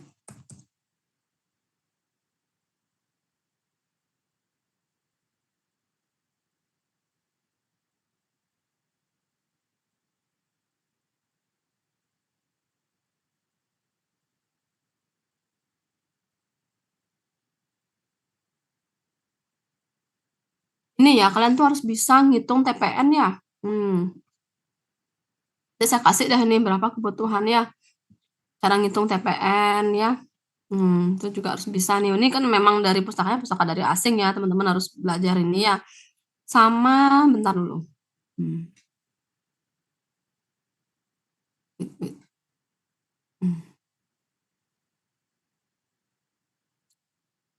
Ya, ini. Misalnya teman-teman mau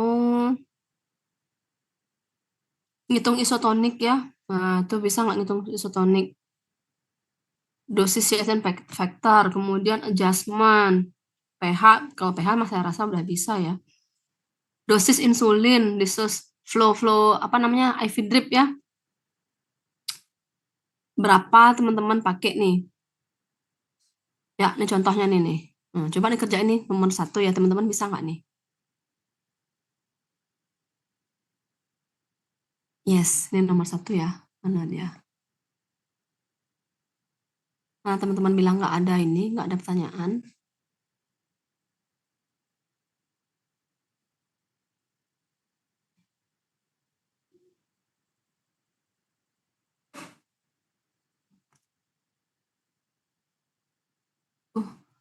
Berapa dia rate flow-nya? Coba pakai rumus ini.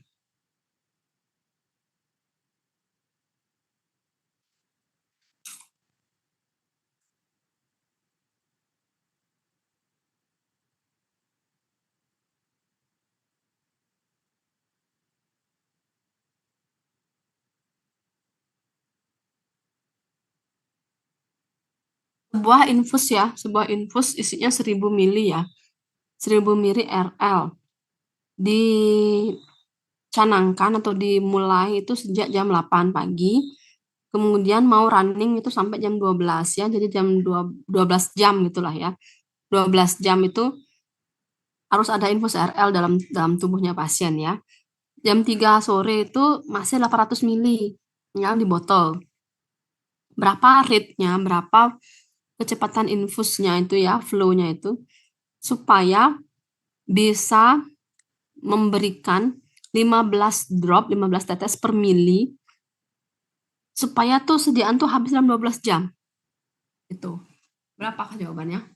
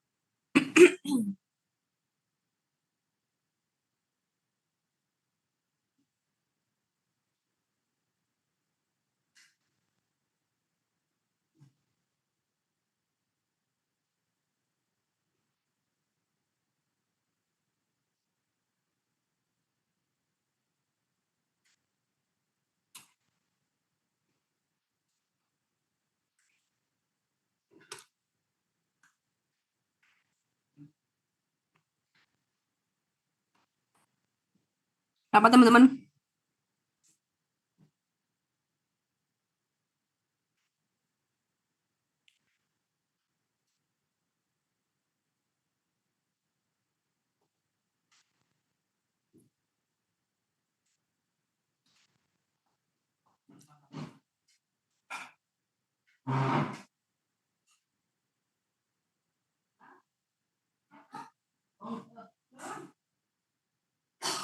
Udah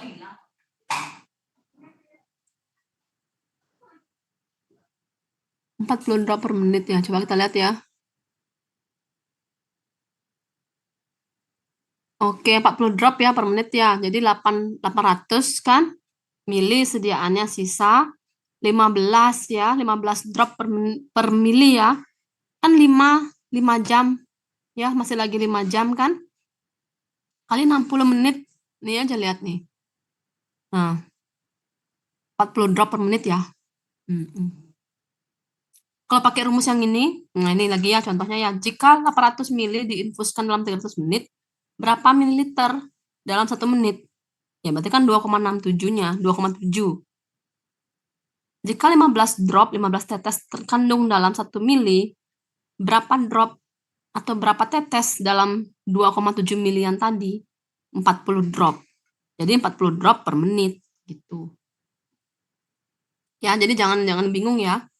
Karena ini sering banget ditanyain oleh teman-teman yang nursing ya, teman-teman perawat tuh yang, "Ini misalnya ada infus 1.000, 1 liter, berapa nih saya harus kasih nih, berapa tetes nih?" Jadi Anda bilangnya 40 tetes per menit. Jadi dia ngatur dah dia tuh 40 tetes per menit. Nah, gitu loh. Jadi habis dah tuh infusnya dalam waktu 12 jam, ya. Pakai aja rumus yang ini, drop per menitnya ya. Ini yang kedua nih, misal contoh nih. Nah ini, lagi satu aja ya, lagi satu contohnya ya, mumpung masih ada waktu. Iya, oke.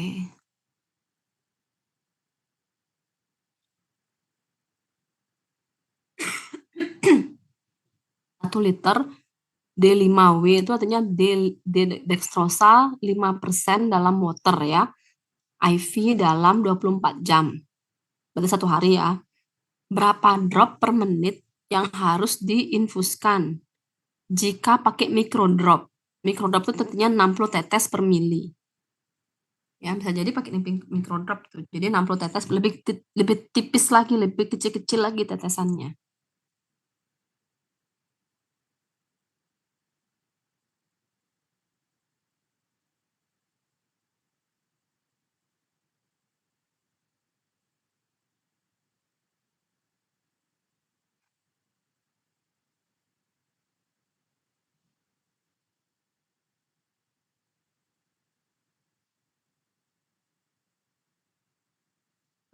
Berapa?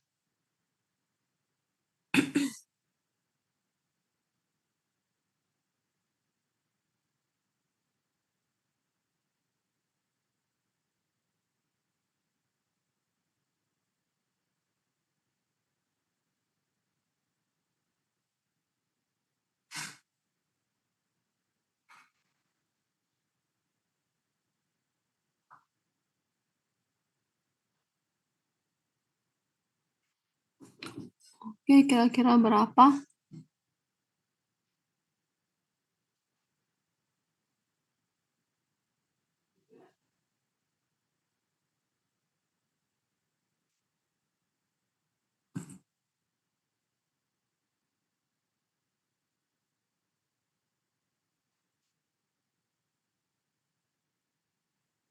Oke, coba ya kita lihat ya, 42. Iya, sekitar 42 ya. Mhm. Jadi kalau teman-teman belum ketemu, coba cek lagi ya, kalau ada yang belum ketemu, tadi belum paham gimana sih maksudnya.